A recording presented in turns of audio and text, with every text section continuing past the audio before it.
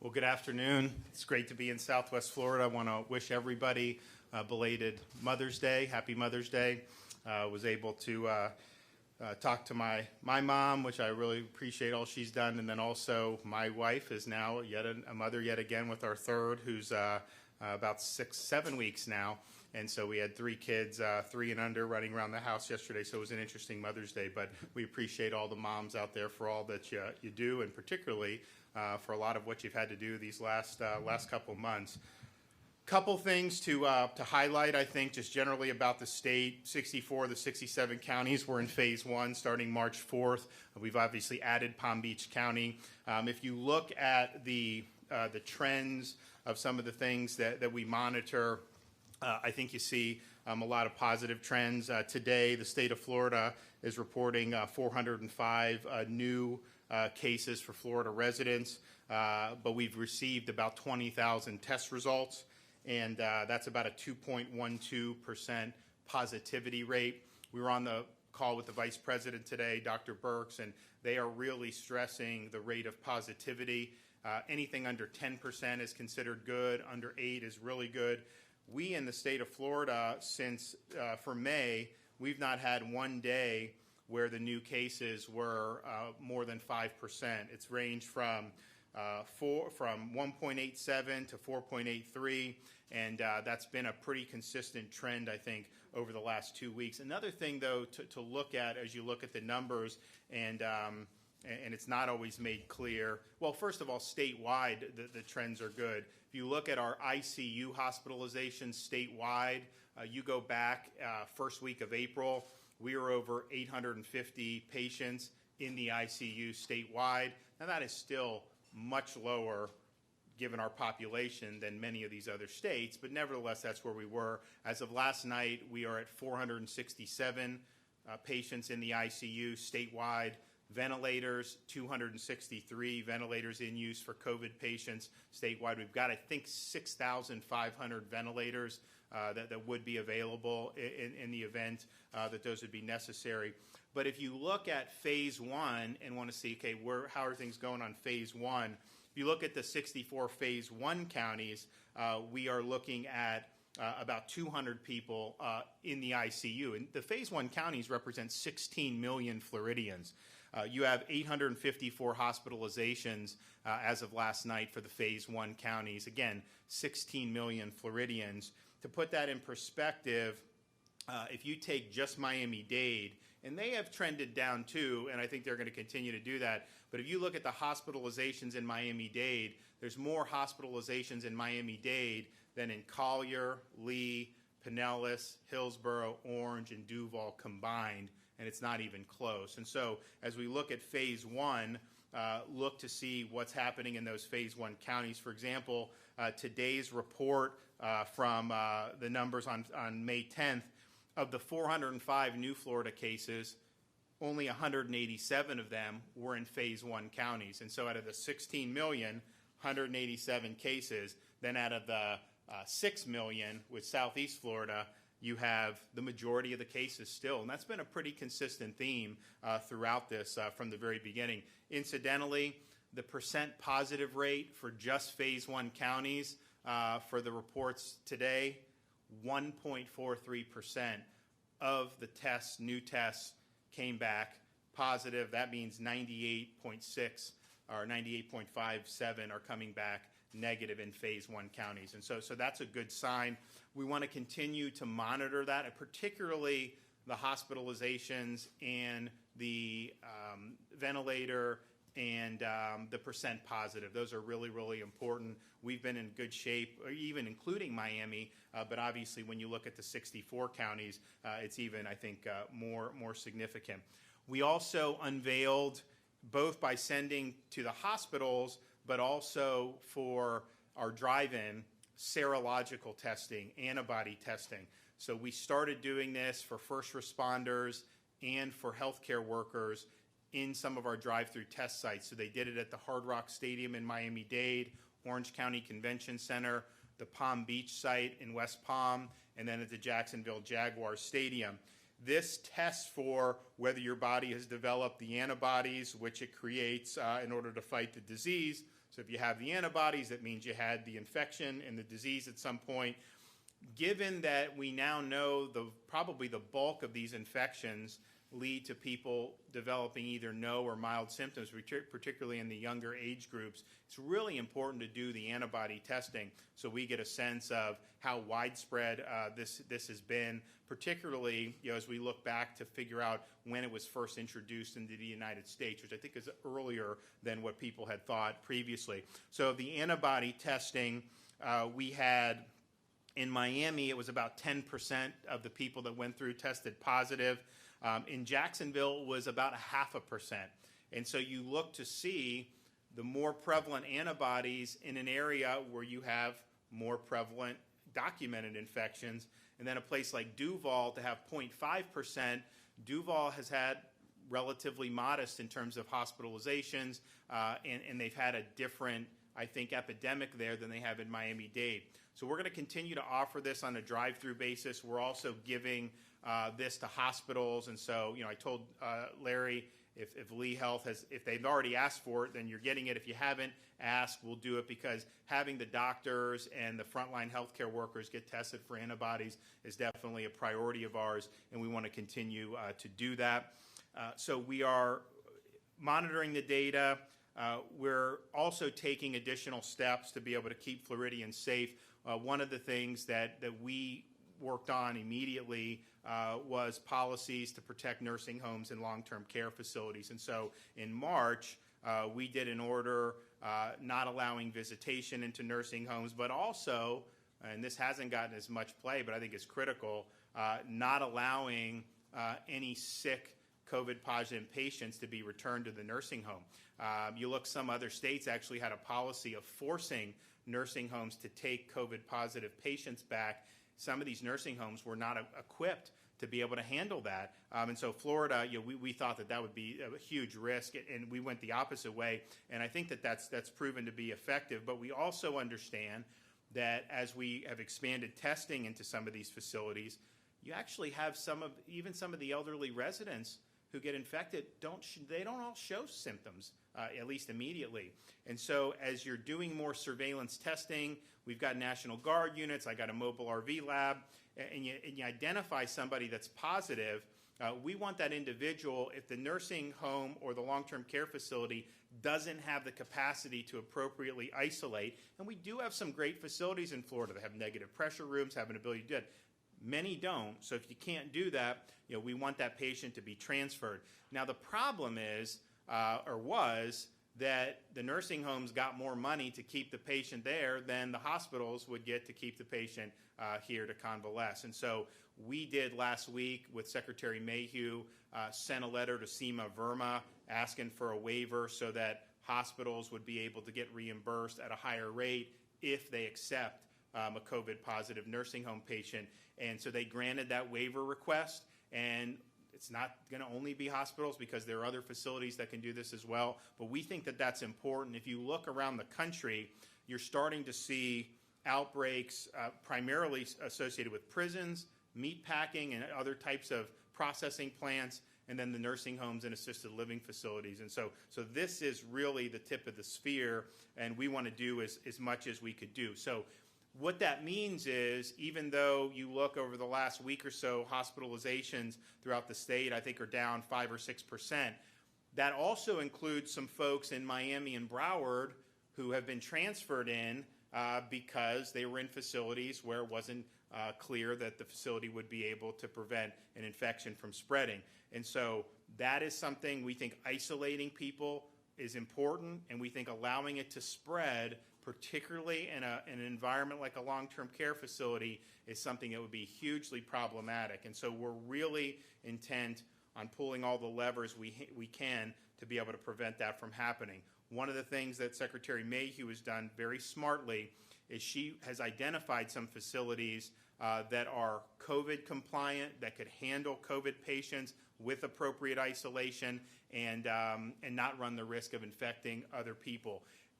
She contracted with one in Jacksonville that we highlighted last week, and what they've done, it hasn't been a huge number, but they've had patients from all around the region given to them. These are patients who either don't require full hospitalization or could be discharged from the hospital. They now have a safe place to go, and you're obviating the risk of having major infections in a long-term care facility. And so even if you're talking about a handful of people, if any of those folks get reintroduced back in the facility, that could end up infecting many, many more people. So we're going to continue to do that, but I think that that's a good start to be able to say that we understand how this spread there could be a big, big problem. So the hospitals, I think, are going to be compensated better through CMS, which is important. And then the secretary, she's been able to do some of these arrangements, which I think really increases safety and really has done a lot.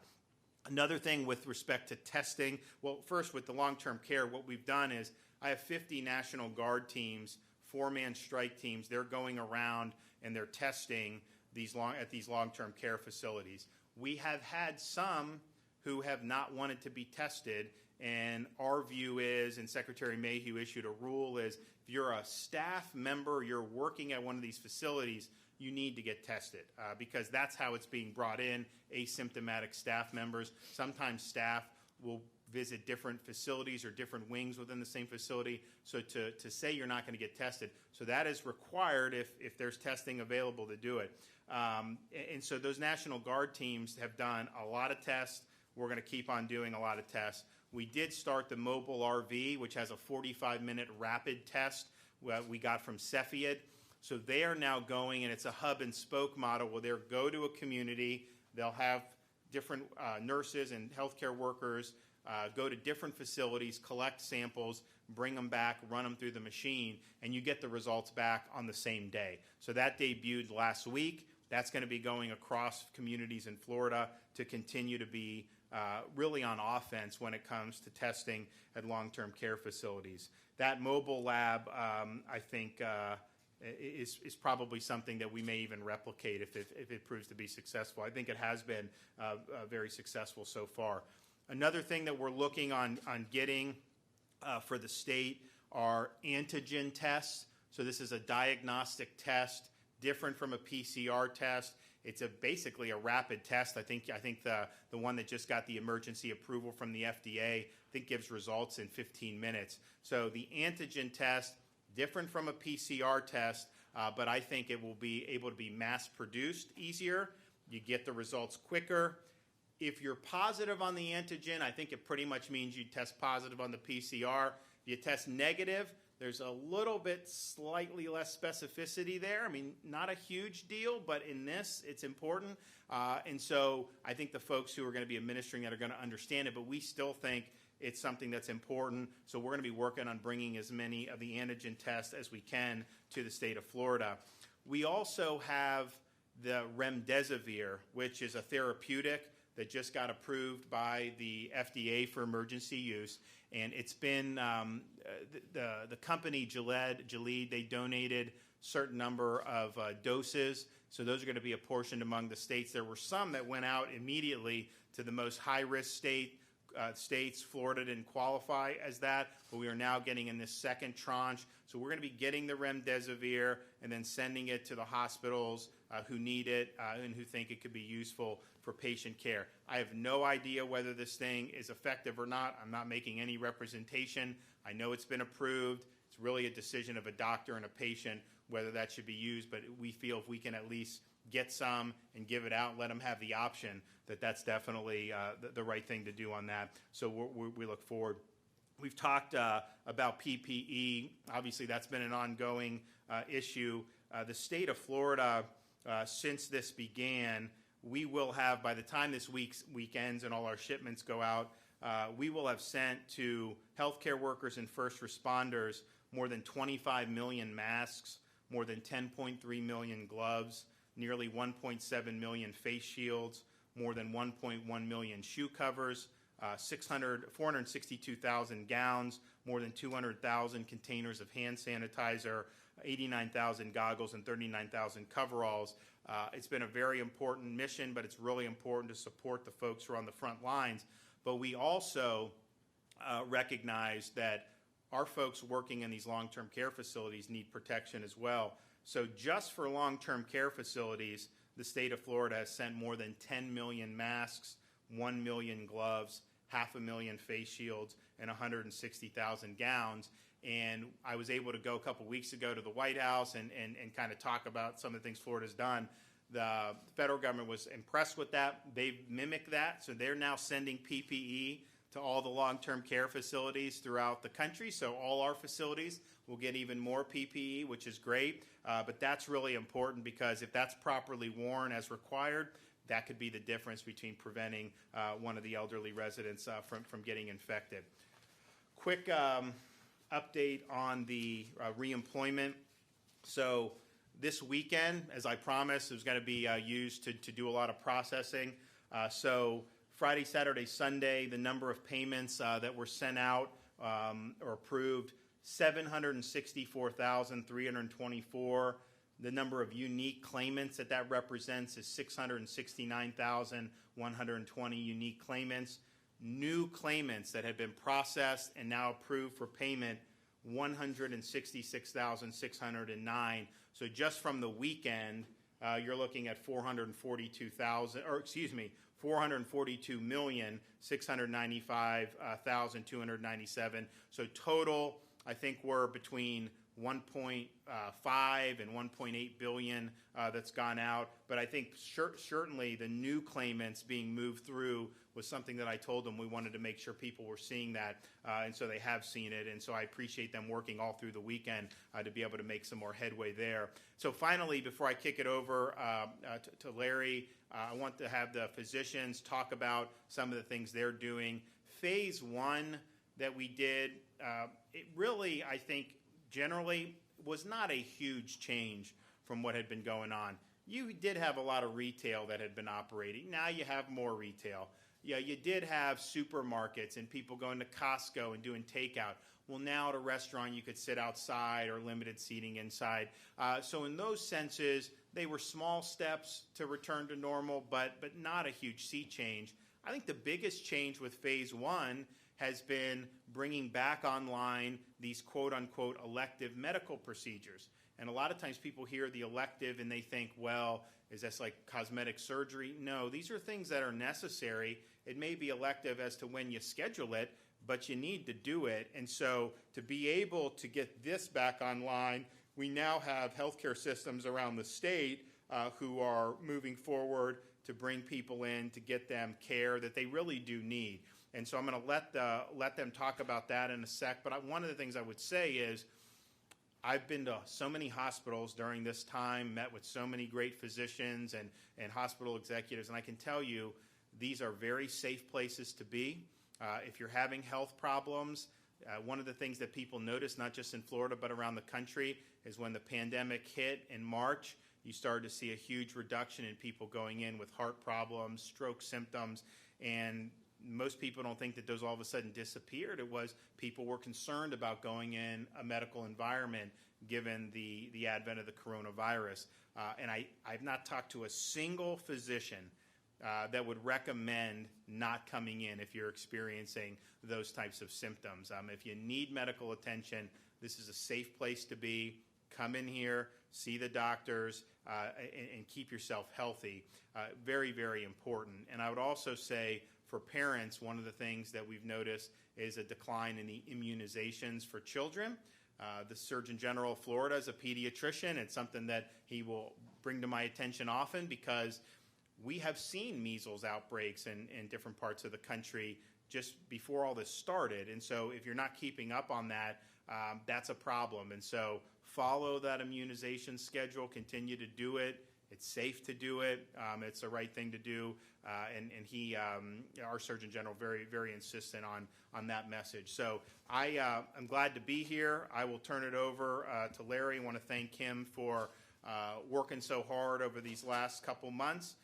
We were all bracing in March, and I know they were preparing very early, and I think we've been very successful in how they've managed this here in Southwest Florida. So I want to, one, just commend them for all their efforts, and then two, allow him to say a few words and then hear from our great physicians.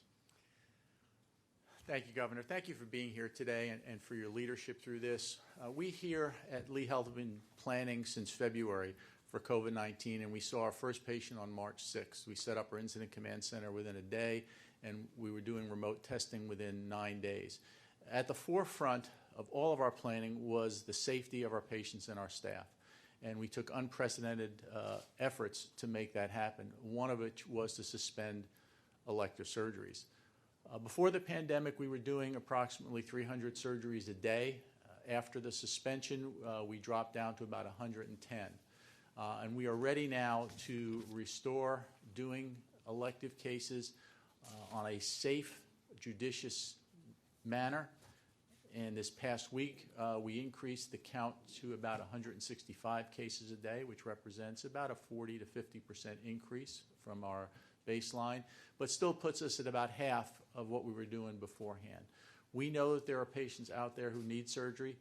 As Governor DeSantis said, these are necessary surgeries, although they may be elective, and we want to assure the community that it is safe to come in to have these procedures. It is safe to come to our emergency room if you're having symptoms that require emergency care. So with that, I'd like to turn it over to some of our surgeons who can speak to the experience over the past week and the incredible work they've been doing, not just in the past week, but for weeks as they've geared up for the suspension and now the resumption of surgery. Dr. Mahalik, you want to start? Thank you very much, Larry, for your leadership through this, and thank you again, Governor DeSantis. I just want to reiterate both the other gentlemen's commentary about seeking out medical care that you truly need. So a lot of times when we schedule somebody for elective surgery, the thought is maybe by family or the other people in the community that the surgery could be put off forever. So what we did on March 20th is we suspended so-called elective surgeries at that time and only did surgeries that were so-called urgent or emergent. And during that time, what happened is some surgeries were put off that maybe could wait a week, maybe could wait a month, maybe could wait a few months, but at some point, all those people really do need that necessary medical care. So whether it's elective surgery, whether it's medication, whether it's follow-up with your medical professional, an emergency room visit, immunizations, I would just let everybody in the community know that it's safe to seek medical care. As surgeons, we frequently assess the risk-benefit ratio as to what your individual case may be and how long it's safe for you to wait for your surgery, or whether it's medically appropriate based on your medical situation at the time, whatever surgery you may need.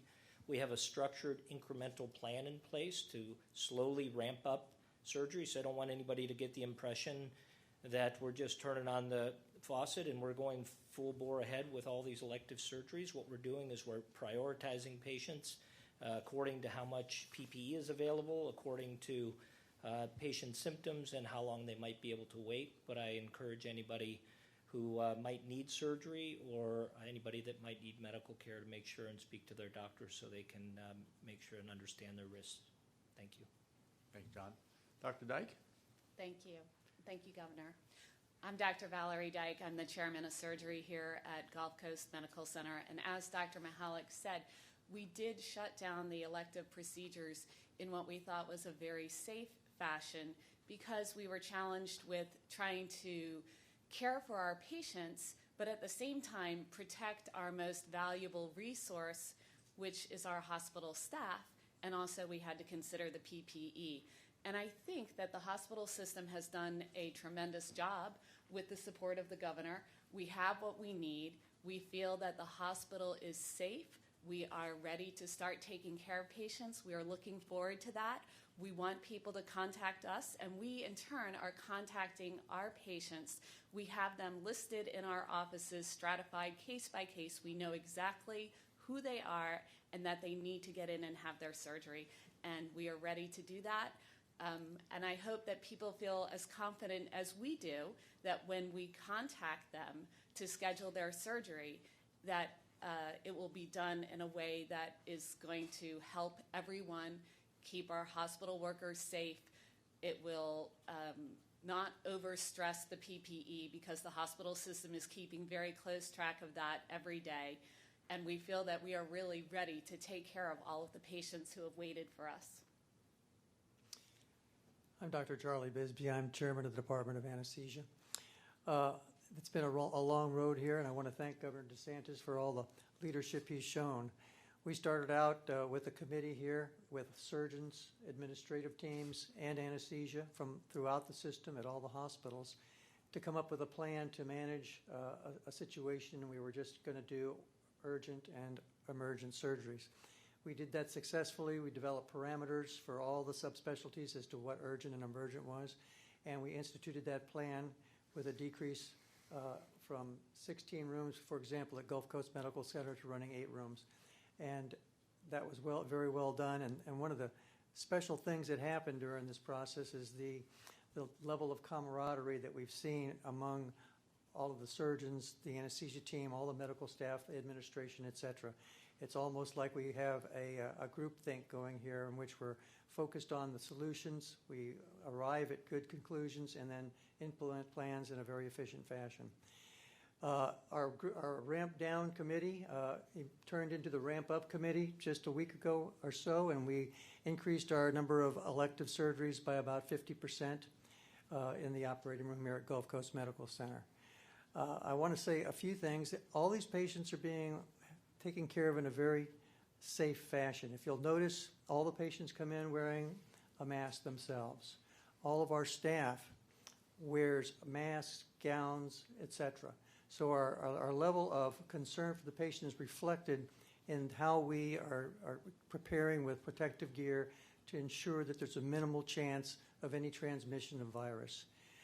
I, myself, technically, by virtue of my age, would be considered to be in a high-risk group. But with the level of PPE, protective gear that we're using these days, I feel very safe practicing here in the hospital.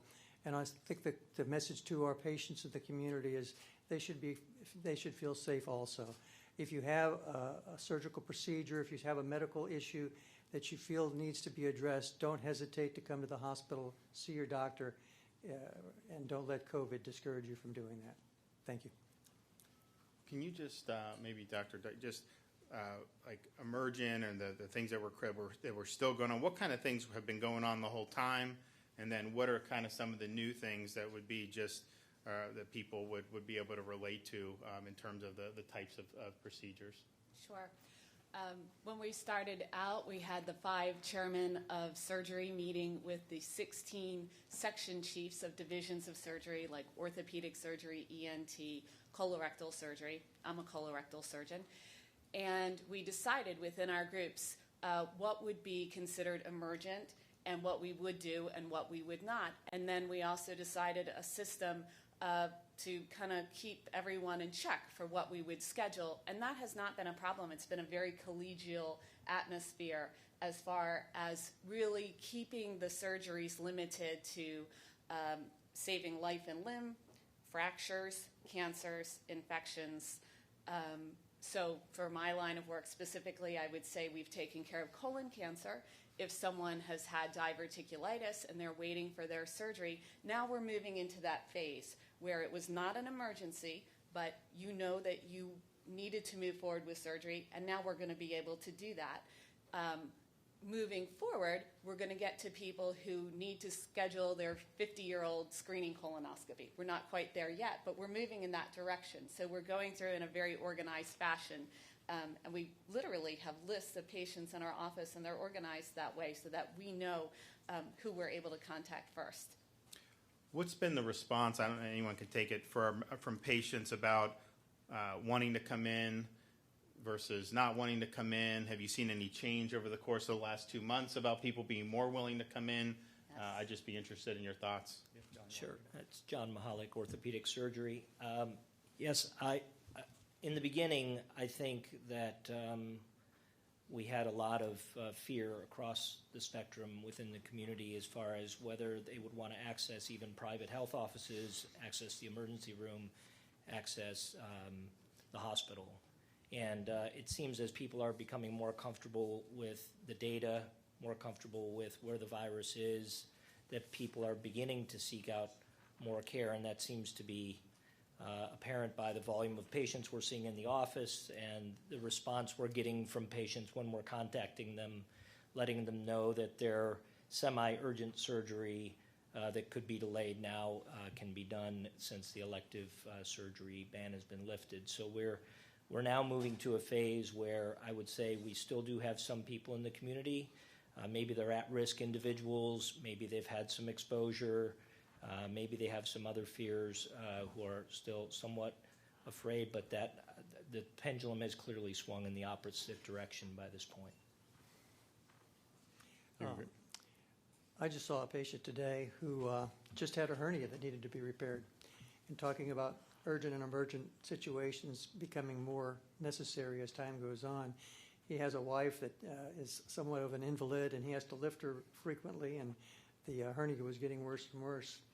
And so he expressed to me today, in the preoperative area, how happy he was to finally be able to get this surgery done. So I think we're seeing this across the board, that patients want to come and have this surgery done. It's not unnecessary surgery. It's surgery that needs to be done, and they've waited a long time to have it done. Great. One thing I'll just say, just generally for the folks in the community, we have drive-through testing sites throughout the state. We do have one, and I know the hospital here has done a bunch of great testing. There's a lot of great testing going on apart from what the state's supporting. We have, at our drive-through sites, have done about 130,000 tests. We also have walk-up sites where we put, particularly in underprivileged neighborhoods, and that's done about 20,000. We've only been really doing that for a few weeks. And then obviously our National Guard and our RV. So very, very important. But with the drive-through sites, and the one in Lee County is at CenturyLink, we can accommodate a lot more than people are showing up. We did 2,200 tests yesterday. Now, granted, some of them were closed because it was Mother's Day, but I think if you look, we're typically seeing between 4,500 and 5,000 people come through all our sites. The average for the one in Lee County has been 244 people. That could accommodate 750 a day, no problem.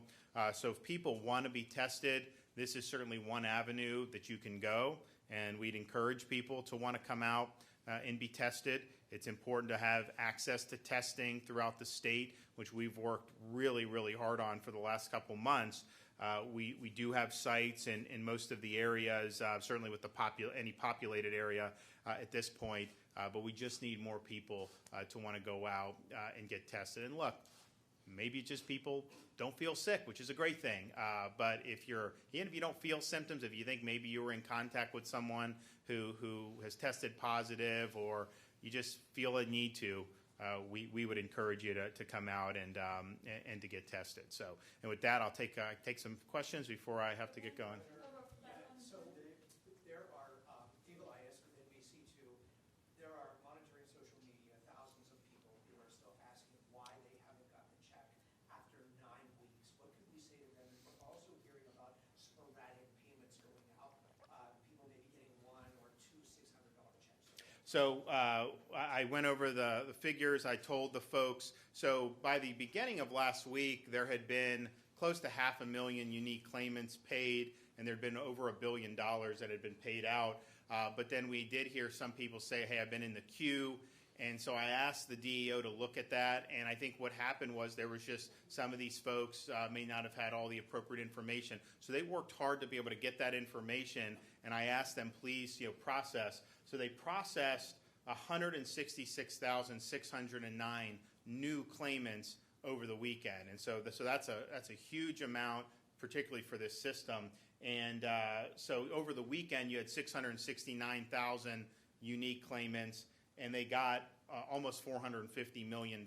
And so I would just tell people, check the bank account as today goes on. There's a whole bunch of money going out with direct deposits, and that's appropriate. We also extended the waiver for doing the 2-week recertification till the end of the month. And we did that partially because even in phase 1, it's not like the economy's 100% back. But then 2, we really want to use the system to process as many payments as possible. And if you have 500,000 people going on just to do that, when we know they're probably still unemployed, it's probably better to waive that for the time being, further waive it, and really focusing on the processing. And so I think that to pay out almost $450 million in one weekend, I think is much better progress. I mean, compared to where we were 6 weeks ago when the system was basically dead. I think that that's the type of progress I want to see. I realize it's not 100%, but I think that we've come a long way. Governor, on unemployment, can I, one more question on unemployment. So people are still, as of this morning, having trouble logging onto the website. You said, call if you need help, if you suspect that there's an issue with your account. They cannot reach people over the phone, or they're getting people over the phone. So the system this Sunday for the weekend was the interface was removed, so you could still submit over PEGA, and the application gets processed, but it was taken down. That was by design so that the system could be used for the processing, just because at the end of the day, this is what happens is you'll have people go on, they'll open up an application, leave it open, someone else, and so you have hundreds and hundreds of thousands it weighs on the system. So that was why they've done that this weekend, and you can still apply via PEGA. I'll look into the phone, and we've got a huge number of people now doing the phone, and if there's, I'll get the call volume and see what wait times would be. But they had done a much better job recently, so if it's not 100% where it needs to be, I'll definitely take a look and have them amp up that. Governor, as of this morning, so Fox 4, Rob Mance with Fox 4, sorry. As of this morning, the unemployment, or the rejection of unemployment claims is at 32.5% through the Florida Department of Economic Opportunity. They're advising people to reapply if that happens for federal benefits. Why aren't they just being considered for those federal CARES Act benefits on the initial application?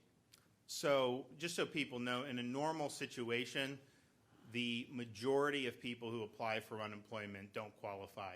Now here, we do have, I think, clearly a majority, 60-some% maybe, that if you don't qualify, so say you're like a gig employee, you would not qualify under Florida law. That's just the way it goes. But you would qualify under CARES Act. So you should get pushed for the $600 automatically. Now, if you don't qualify for either, then there's this PUA, which is kind of pandemic relief for people not tied to them necessarily having lost a job, and that the money was only recently given to the states, so that's in the process of being pushed out. And so I'm going to ask DEO to put out some more information on that so people have it. But that would be something if you don't qualify for unemployment, but you still need some relief.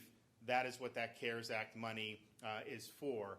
Now, what I think one of the things that we've seen with some, so first of all, some of the applications that people have done, employers have contested and said people had left the job and then were not fired. And then there's others where we've not found Social Security numbers. So I would just tell people, if you're applying, just make sure you put a Social Security, because if you don't have the Social Security number, there's no way the application can be verified.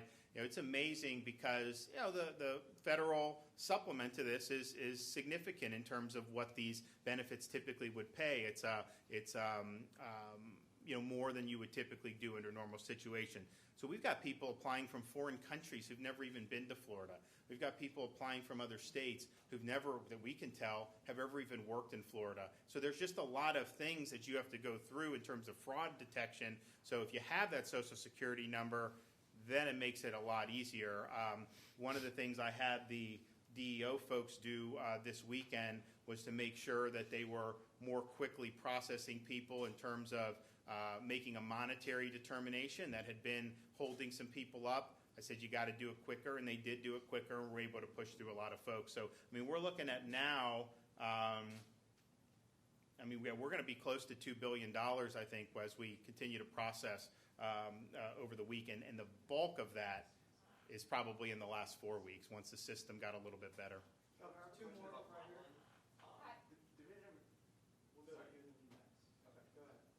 Ryan Mills, USA Today, Florida. Question about modeling. The Division of Emergency Management has said that one of the models they're looking at is the University of Washington model. Has that been accurate so far? Have any of the models been accurate so far? Do you regret ever looking at the models? What models? I guess I'm curious. So what I looked at was I looked at the facts. I looked at the data we were getting in Florida. So for example, there would be some models that would literally come out and they would say the next day Florida is going to have 4,500 people hospitalized. And then I would look and see how many people are hospitalized. Oh, well, 1,600. I was like, all right, are we going to have 2,900 people all of a sudden No, and so what you got to do is you have to look at hospitalization rates. You got to look at how these, the new infections, the positivity rate, but then look at it with that perspective. And I think what I found on these models is they have assumptions that are totally unreasonable, but then also they have no appreciation for how individual states are dealing with this. For example, how do you model Florida denying access to nursing homes and saying you can't send sick patients back to a nursing home versus other states that didn't do that and actually required sick patients to go back? Is that in their model in terms of how many people would end up?